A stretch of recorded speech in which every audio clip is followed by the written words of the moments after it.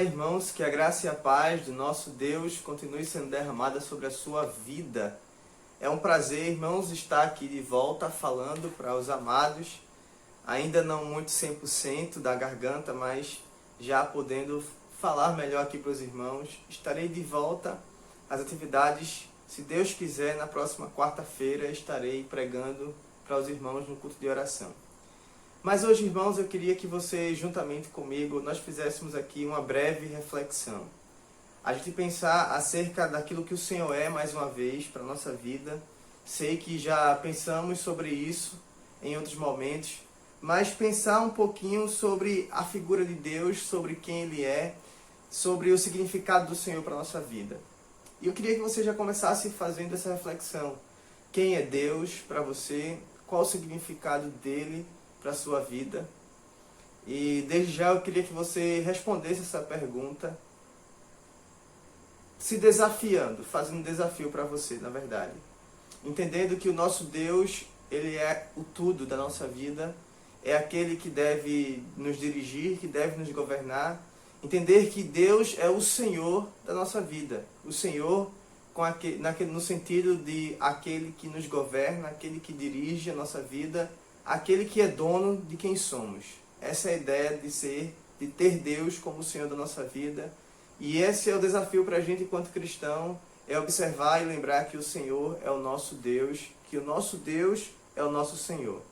Eu queria que os irmãos abrissem comigo a sua Bíblia no livro de Deuteronômio, no capítulo 4, capítulo 6 de Deuteronômio, versículo 4.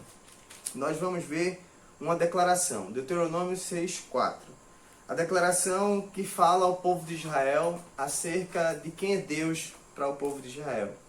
E diz assim: ouve, Israel, o Senhor nosso Deus é o único Deus.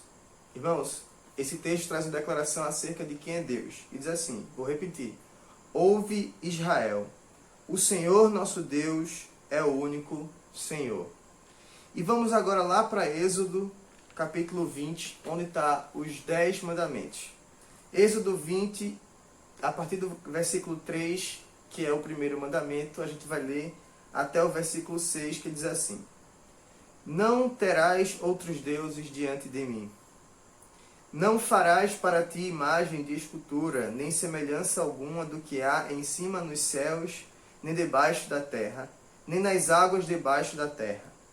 Não as adorarás, nem lhes darás culto, porque eu sou o Senhor teu Deus, Deus zeloso, que visito a iniquidade dos pais nos filhos até a 3ª e 4ª geração daqueles que me aborrecem. E faço misericórdia até 1000 gerações daqueles que me amam e guardam os meus mandamentos. Irmãos, entendam que eu falei que nessa declaração que a gente vê no livro de Deuteronômio, no capítulo 6, versículo 4, a declaração de que Deus é o Senhor e único Deus, na verdade, e único Senhor do povo de Israel, e também o nosso Deus e único Senhor da nossa vida. Isso deve ser uma grande verdade para nós, irmãos, enquanto participantes do reino de Deus, enquanto servos do Senhor, enquanto servos que estão sujeitos ao reinado do grande rei, o nosso Deus. E eu queria fazer o link dessa declaração com esse texto dos 10 mandamentos, exatamente porque é interessante a gente observar que Deus revela a sua vontade para o povo de Israel, ainda quando estava ali no início da peregrinação no deserto, e ele revela dizendo o primeiro mandamento, que é não farás para si outros deuses. Ou seja, o próprio Deus, ele fala por mais de uma vez de que ele quer exclusividade na adoração, de que ele quer ser o único adorado. Deus, ele é zeloso, como o próprio texto que a gente leu aqui no versículo 5. Ele diz que é um Deus zeloso, que ele exige que não tenha nenhum outro Deus e que não façam imagens para adorar a nenhum outro Deus, além dele. Irmãos, precisamos fazer disso uma grande verdade na nossa vida. Porque muitas vezes nós criamos ídolos para nós.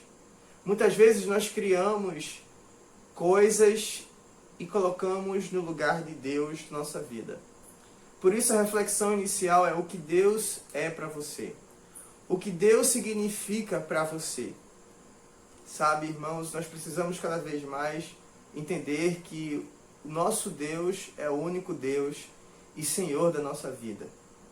Precisamos entender cada vez mais que não podemos criar para nós outros deuses na nossa vida. E veja como isso é fácil de se entender.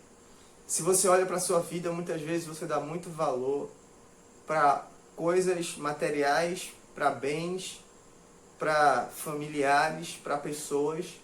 E muitas vezes nós colocamos essas pessoas, esses bens, como prioridade da nossa vida. E quando alguém ou algo está como prioridade da nossa vida, ele se torna um Deus na nossa vida.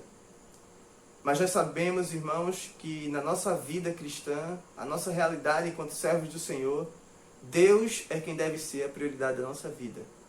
Deus é quem deve ser o único Deus. Deus é que deve ter exclusividade na nossa vida.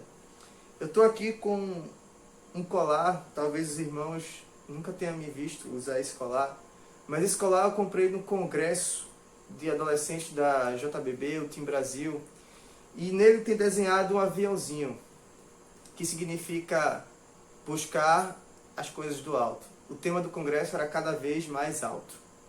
E esse cordão significa isso, um aviãozinho de papel, que significa contemplar o alto, olhar para cima.